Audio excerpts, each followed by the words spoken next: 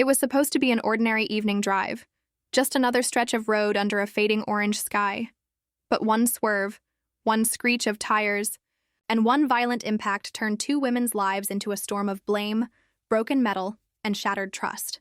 Because what might have been forgotten as just another car, accident soon escalated into a fiery courtroom, battle where truth bent like headlights in the fog, and every witness seemed to hold a different version of reality.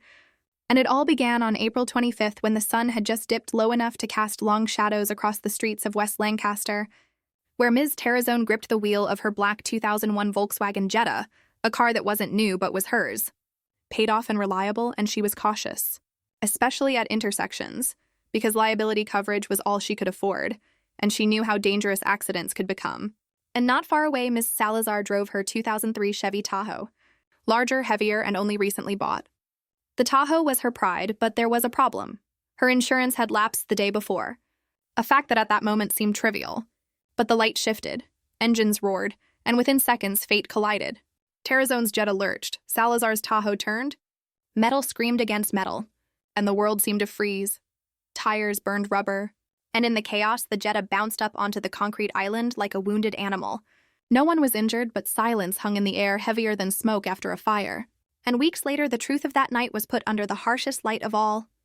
Judge Judy's courtroom. The gavel struck, and the judge declared, "This is an automobile accident case. Each of you claims the other is responsible."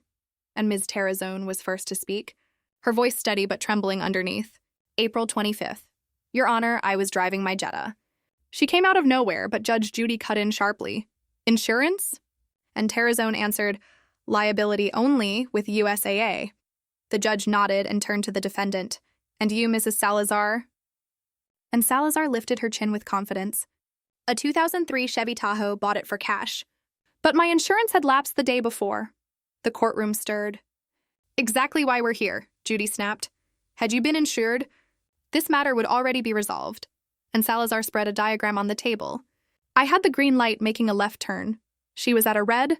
Suddenly, she bolted forward in front of me. I couldn't stop. We hit. That's not true, Terrazone shot back, anger flaring in her eyes. I was already in the left lane. She came from behind me. Quiet, Judge Judy barked. The courtroom instantly silenced. Then a neutral voice rose. Ms. Goss, a passerby who had stepped forward, and she hadn't known either woman, had nothing to gain. But she said, the defendant cut in front of the plaintiff. I saw it with my own eyes. The plaintiff's car ended up on the island. Her words fell like heavy stones, and for a moment the balance tipped. But Salazar wasn't finished, and her daughter entered the stand clutching her own version of events. We were already in the turn lane, she argued, trembling yet defiant. The plaintiff honked, hit us, bounced off, and landed on the island. Judge Judy's eyes narrowed. If you were in front, how exactly did the accident happen? The daughter stuttered. I don't understand either, the courtroom murmured. Judy leaned back, her verdict sharp and merciless. What I do understand is that if your mother had insurance, none of us would be here today, she turned to Terrazone. Do you have a repair estimate? Yes, Your Honor, 2,847 bird. The bailiff checked the value, 2,550. Judge Judy's gavel came down. Judgment for the plaintiff, 2,047. Case closed, and as the courtroom emptied, the tension lingered. For Terrazone, justice meant survival. Her car, her only transport, could be repaired. For Salazar, it meant humiliation. The weight of a mistake she could not undo, and in the center of it all, Judge Judy's words echoed like a final warning to everyone listening. One day without insurance can cost you everything. But the ruling of Judge Judy might have seemed like the climax of the story, the moment where gavel meets desk and the case is sealed. Yet in truth, the echoes of that April evening stretched far beyond the courtroom walls. For every judgment carries ripples, every truth uncovered leaves scars.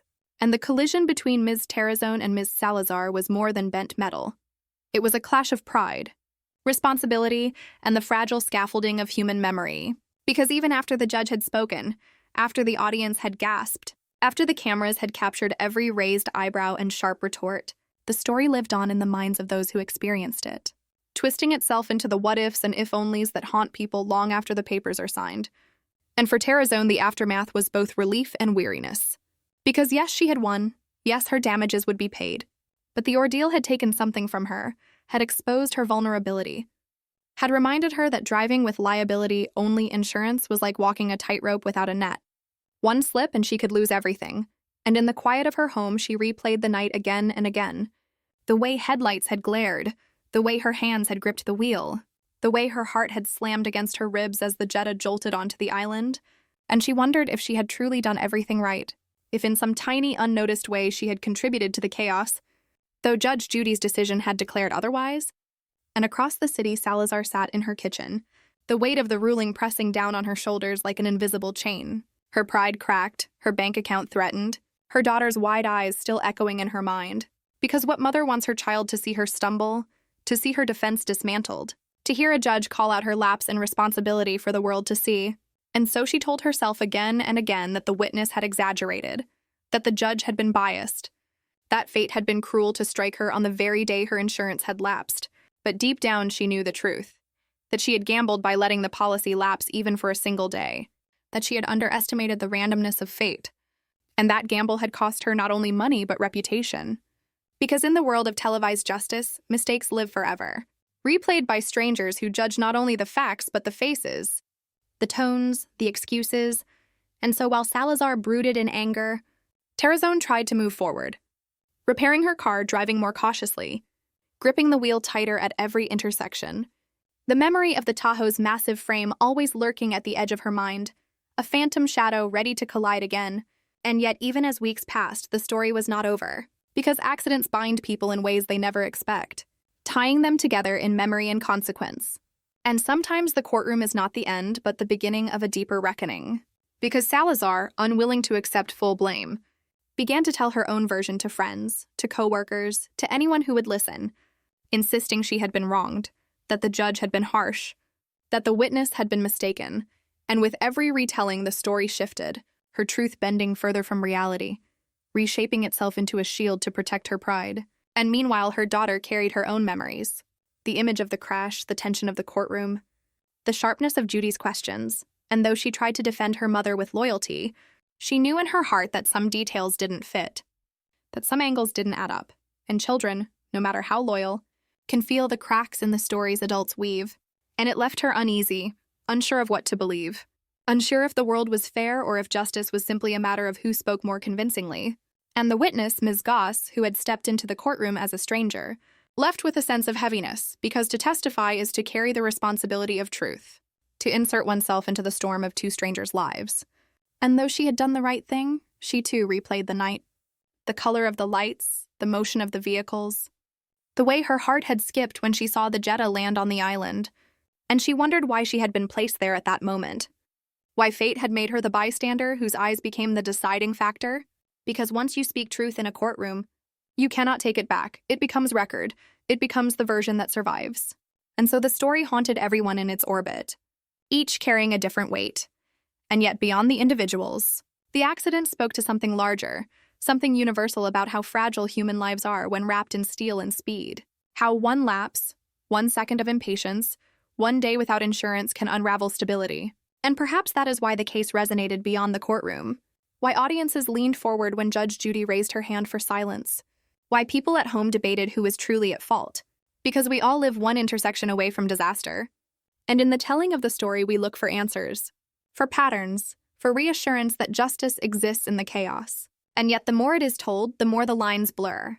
For if you were to hear Salazar's version, you might believe her, and if you heard Terrazone's, you might believe her too. For both women believed themselves. And that is the tragedy of accidents. That truth is not a solid stone, but a fragile glass refracted through memory, and memory itself bends with time, reshaping to protect, to justify, to endure. And so the accident of April 25th lived on not just in court records, but in the whispers of memory, in the debates of strangers, in the tension